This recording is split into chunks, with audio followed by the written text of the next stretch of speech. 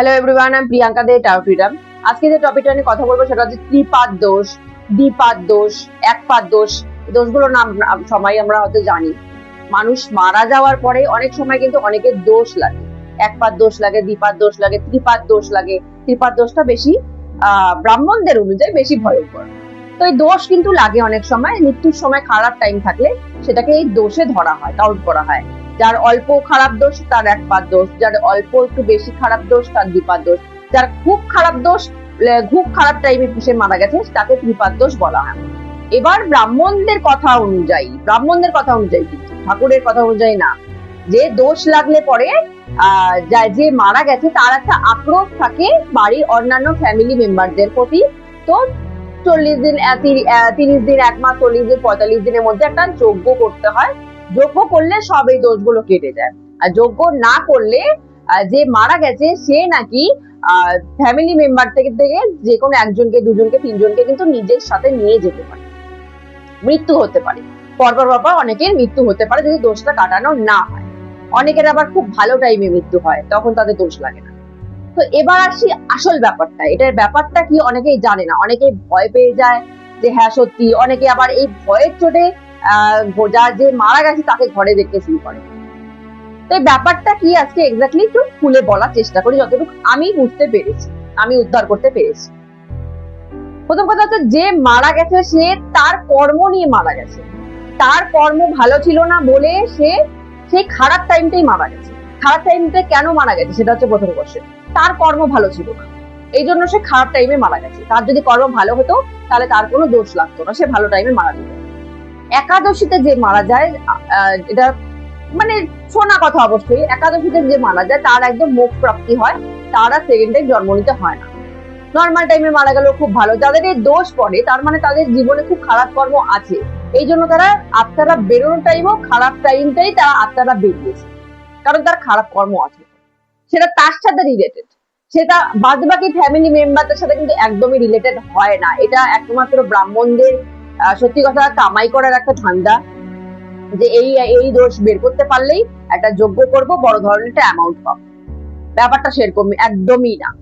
এবার আসি, অনেকের আছে বলবে যে এই দোষগুলো পেলে নাকি ঘরে তাদের আত্মা দেখতে পায়। পুরোপুরি এটা মন গড়ান কাহিনী। আত্মা যদিও দেখতে পায় তার মানে হচ্ছে আত্মাটার কোনো বাসনা অপূর্ণ থেকে গেছে, সেই জন্য সে যেতে যাচ্ছে না। তাহলে একদম গয়া গিয়ে পিণ্ড দিয়ে দেওয়া উচিত, তাহলে সে একবারেই চলে যাবে, আর কোনো এক্সট্রা কিছু করার দরকার নেই। একদম হতেই পারে অনেক আত্মার বাসনা তৃপ্ত থাকে না, সে সেই জন্য ঘুরে বেড়াতে থাকে। তো সেখানে গিয়ে সেটা বিশেষ করে নর্মাল মৃত্যুতে হয় না, আকস্মিক মৃত্যুতে হয়, সুসাইডের ক্ষেত্রে আর অ্যাক্সিডেন্টের ক্ষেত্রে হয়। তখন গয়ায় গিয়ে বা প্রেত গয়ায় গিয়ে তাদের পিণ্ডদান করে দিলে সেরকম আর কোনো অসুবিধা থাকে না। ফার্স্ট কথা। সেকেন্ড কথা, অনেকে ভয়ের চোটে সেটা ইলিউশন করতে থাকে যে আমি এই যে দেখলাম, এই যে কিছু চলে গেল, এটা ইলিউশন, ভয়ের চোটে। দোষের নাম শুনলেই তো অনেকে ভয় পেয়ে যায়, যাদের দুর্বল মন, ভয়ের চোটে ইলিউশন হতে থাকে, তারা মন গড়ন দেখতে থাকে জিনিসগুলো, আদৌ কিন্তু সেরকম কিছু নয়। এটা এক রকমের হতে পারে। এবার আসি যে অনেকে এই কথাটা বলে যে না, মারা যাওয়ার পরে দোষ পেয়েছে, আমাদের ক্ষতি হয়েছে, একদম হয়েছে। কেন হয়েছে? এটা যে মারা গেছে তার জন্য হয়নি, এটা আপনার কর্মে হয়েছে। এবার যদি বলে যে না, তাহলে সেই টাইমের মধ্যেই কেন হলো? এবার আসি আসল কথায়। ঠাকুর প্রথম কথা হচ্ছে একটা স্কুলের প্রিন্সিপাল, সে তো সবকিছু মেনটেন করতে পারবে না। সে কি সব সাবজেক্ট পড়াতে পারবে? পারবে না। একজন প্রিন্সিপাল কি সব সাবজেক্ট পড়াতে পারে না। তার জন্য কি করছে, সব সাবজেক্টের জন্য আলাদা আলাদা করে টিচার রেখেছে। তো ঠাকুরও সেরকম সব কাজের জন্য আলাদা আলাদা করে এক একজনকে বসিয়ে রেখেছে। তুমি কর্মের হিসাব করবে, তুমি এর হিসাব করবে, তুমি ওর হিসাব করবে, তুমি কত কে নাম জপ করছে তার কাউন্টিং রাখবে, কে কত ভালো কর্ম করছে কাউন্টিং রাখবে, কে কত খারাপ কর্ম করছে কাউন্টিং রাখবে, কে কত পাপ করছে কাউন্টিং রাখবে, কে কত দান ধর্ম করছে। তো এই সব কিছুর জন্য আলাদা আলাদা করে একটা ঠাকুর কিন্তু এক একজনকে সেই দায়িত্বটা দিয়ে রেখেছে। এবার যারা এই দায়িত্বে আছে তারা কোনোভাবেই চাবে না যে তাদের এই কাজগুলো মানুষের কাছে ওপেন হয়ে যাবে। একমাত্র যারা স্পিরিচুয়াল মানুষ তাদের কাছে জিনিসগুলো ওপেন হয়, বাদ বাকি নর্মাল মানুষের কাছে কিন্তু এই জিনিসটা ধোঁয়াশা থাকে। তারা নিজেরাই ইচ্ছা করে চায় না যে আমাদের কাজ করার ধরনটা কেউ নর্মাল মানুষ জানে। যেরকম যারা তন্ত্রক্রিয়া করে তারা কখনোই এটা চাবে না যে আমি ক্লায়েন্টের সামনে বসে তন্ত্রক্রিয়াটা করবো। যে বলে দিবে যে এই টাইমে আমি কাজটা করে দেবো, কারণ কেউই চায় না যে আমার কাজের প্রসেস কেউ জানুক। সেটা কেউই যাবে না। তো সেরকমই তারাও যারা এই কাজগুলো নিয়ন্ত্রণ করে তারা কখনোই চাবে না যে আমার কাজের প্রসেসটা মানুষ যাবে, কোনোভাবেই চাবে না। তো তার জন্য তারা কি করে, কেউ ধরুন মারা গেল খারাপ টাইমে, একবার দোষ দ্বিপাদ দোষ ত্রিপাদ দোষ, একটা খারাপ টাইমে মারা গেল, তার বাড়ির কোনো মেম্বারের খুব খারাপ কর্ম আছে, তার সে 10 দিন পরে হলেও সেই খারাপ কর্মটা সে পেত, তখন কি করে, কর্মে যে বসে আছে, যে কর্ম বিচারগুলো করে, ওই কর্মটা তুলে এনে সেই 30 দিন 40 দিন 45 দিনের মধ্যেই সেই কর্মটা তাকে ভুলিয়ে দেয়। তো মানুষ কি ভাবছে যে এটা দোষ পেয়েছে বলে আমি পেলাম, দোষ পেয়েছে বলে এর মৃত্যু হলো, দোষ পেয়েছে বলে আমার অ্যাক্সিডেন্ট হয়ে গেল, দোষ পেয়েছে বলে আমার অঘটন হয়ে গেল। ব্যাপারটা তা না, এটা আমার পাওয়ারই ছিল, এটা আমারই কর্ম, এটা আমার পাওয়ারই ছিল, এটা আমি এখন না পেলেও 10 দিন পর, 1 মাস পর, 1 বছর পর, 6 মাস পর আমি পেতামই। সেটা এখন আমাকে দেওয়া হলো ইচ্ছা করে, যাতে আমি দোষটা যে মারা গেছে তার উপর চাপাতে পারি।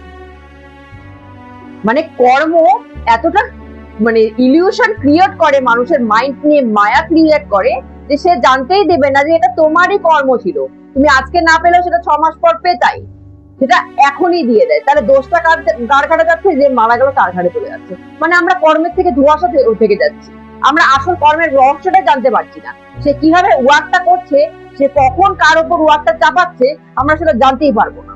আমরা মনা মানুষটার উপরে দোষ চাপিয়ে দেবো, কিন্তু সেটা আমারই কর্ম, আমারই পাওয়ার ছিল ওই জিনিসটা, সেটা আমি ওই টাইমের মধ্যে সে ঘটিয়ে দিল, যাতে দোষটা তার ঘাড়ে চলে যায়, যাতে আমরা আসল ব্যাপারটা আমরা জানতেই না পারি। এটা হচ্ছে কর্মের ফ্যাক্ট। এটা এমন ব্যাপার না যে মারা গেছে তার জন্য আমার ঘরে মৃত্যু হলো। আমার ঘরে মৃত্যু হয়তো লেখাই ছিল, সেই মানুষটা 1 বছর পর, 6 মাস পর, 3 মাস পর এমনি অ্যাক্সিডেন্ট করে মরতো, তো সেই মানুষটা এখন এই টাইমের মধ্যে মরে গেল, তাহলে আমরা দোষটা চাপিয়ে দিলাম যে আগে মারা গেছে তার উপর। এখন আমার একটা অ্যাক্সিডেন্ট, একটা দুর্ঘটনা হওয়ারই ছিল, 3 মাস পর 6 মাস পর হওয়ারই ছিল, সেটা এখন ঘটে গেল, তাহলে আমি দোষটা কার উপর চাপিয়ে দিলাম, যে মারা গেছে তার উপর চাপিয়ে দিলাম। তার মানে কর্ম আমাকে জানতে দিচ্ছে না যে জিনিসটা আমার হওয়ারই ছিল, আমারই কর্ম, সেটা আমি এই টাইমের মধ্যে পেয়ে গেলাম, সেটা জানতে দিচ্ছে না কর্ম। কারণ ও ওর কাজ কেন জানতে দিবে, ও কোন প্রসেসে কাজ করছে, ও কোন কর্ম কোন টাইমে কাকে ঘটিয়ে দিবে, ও কেন সেটা জানতে দিবে, ও জানতে দেবেই না। এই জন্য মানুষকে ভ্রম পায়দা করার জন্য মানুষের এই দ্বিপাদ দোষ ত্রিপাদ দোষ ত্রিপাদ দোষ, এই দোষের মধ্যে জিনিসগুলো অঘটন ঘটিয়ে দেয়, জানে মানুষের মাইন্ডটা ডাইভার্ট হয়ে যায়, যে ওই যে গেছে সেই করাচ্ছে। ব্যাপারটা তা কিন্তু একদমই নয়। যারা স্পিরিচুয়াল, এখন তার থেকে আমরা এই ব্যাপারটা জানতে পারবো না, যে কর্মে বসে আছে, যে কর্মগুলো ঘটাচ্ছে, তার থেকে আমরা এই ব্যাপারটা কোনোভাবে জানতে পারবো না। তার থেকে জানতে পারবো তার মালিকের থেকে। মালিক তো সব একজনই, তো সে মালিকের সাথে কথাবার্তা বলেই কিন্তু জিনিসগুলো ঘটাচ্ছে, মালিকের থেকে পারমিশন নিয়ে কিন্তু জিনিসগুলো ঘটাচ্ছে। তো আমরা কার থেকে জানতে পারবো, মালিকের থেকে। এক্স্যাক্টলি যদি আমরা স্পিরিচুয়াল হই, আমরা ঠাকুরকে ধরি, তাহলেই আমরা ঠাকুরই একমাত্র আপনাকে বলতে পারবে যে এই কর্ম এইভাবে কাজটা করে। সে তার কাজের ধরনটা জানে, একমাত্র মালিকই জানে, একমাত্র প্রিন্সিপালই জানে টিচাররা কিভাবে পড়ায়। তো সে একমাত্র বলতে পারবে যে তো এটা কিন্তু তোমার কর্ম ছিল, তা যে চলে গেছে তার কর্মে ভুগছো না, তোমার কর্ম ছিল। একমাত্র যারা স্পিরিচুয়াল মানুষ, যারা ঠাকুরের সাথে কানেকশন করতে পারছে, তারাই কিন্তু এই রহস্যটা উন্মোচন ভেদন করতে পারছে, না হলে কিন্তু এই রহস্যটা ভেদন করা সম্ভব না নর্মাল মানুষের পক্ষে। একমাত্র মালিকই কিন্তু জানাতে পারে যে কর্ম কিন্তু এইভাবে কাজ করে।